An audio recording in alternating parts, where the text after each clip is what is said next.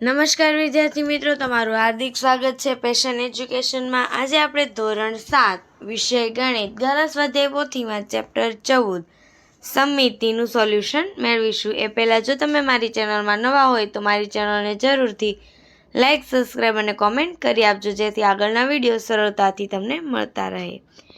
પહેલો પ્રશ્ન છે, પ્રત્યેક વિધાન સાચું બને એ રીતે ખાલી જગ્યા પૂરો। તો પહેલામાં 3, બીજામાં 4, ત્રીજામાં 5, છઠ્ઠામાં જવાબ આવશે 6, પાંચમામાં જવાબ આવશે 8, છઠ્ઠામાં જવાબ આવશે અસંખ્ય, સાતમામાં જવાબ આવશે 0, ત્યાર પછી આઠમું નથી, નવમું જવાબ આવશે 1, 11મામાં 180। ત્યાર પછી પ્રશ્ન 2, કૌંસમાં આપેલ વિકલ્પમાંથી સાચો વિકલ્પ પસંદ કરી વિધાનોમાં ખાલી જગ્યા પૂરો। અહીંયા જે ચોકડી કરેલી છે એ તમારા સિલેબસની બહારનું છે, એટલા માટે એને ચોકડી કરી દેવામાં આવેલી છે।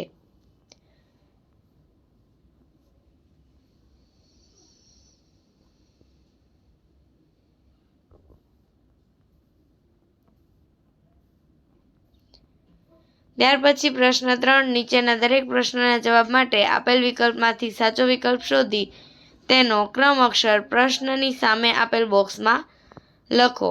પહેલામાં C, બીજામાં A, ત્રીજામાં D, ચોથામાં C, પાંચમામાં C, છઠ્ઠામાં C, સાતમામાં D, આઠમામાં D। ત્યાર પછી પ્રશ્ન 4, નીચેના સમમિતિની સંખ્યા રેખા દોરો। કોઈ પણ 4 સંખ્યા રેખા તમારે દોરવાની રહેશે।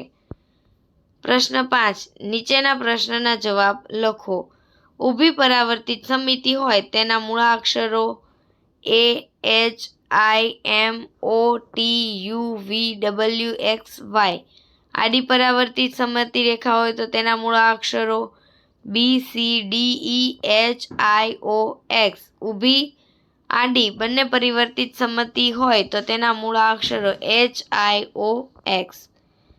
ત્યાર પછી પ્રતિબિંબ રેખાની આધારે ચિત્ર પૂર્ણ કરો, એટલે કે અડધું ચિત્ર આપેલું હશે, અડધું ચિત્ર તમારે પૂર્ણ કરવાનું રહેશે। ત્યાર પછી નીચેના ચિત્રમાં સમમિતિ રેખા દર્શાવો। અહીંયા તમારે સમમિતિ રેખા દર્શાવવાની છે, જે રીતે મેં દર્શાવેલી છે તે રીતે।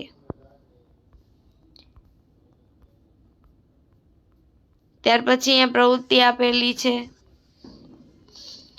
Thank you for watching. જો તમને મારો આ વિડીયો પસંદ આવ્યો હોય તો મારી ચેનલને જરૂરથી લાઇક, સબસ્ક્રાઈબ અને કોમેન્ટ કરી આપજો, જેથી આગળના વિડીયો સરળતાથી તમને મળતા રહે।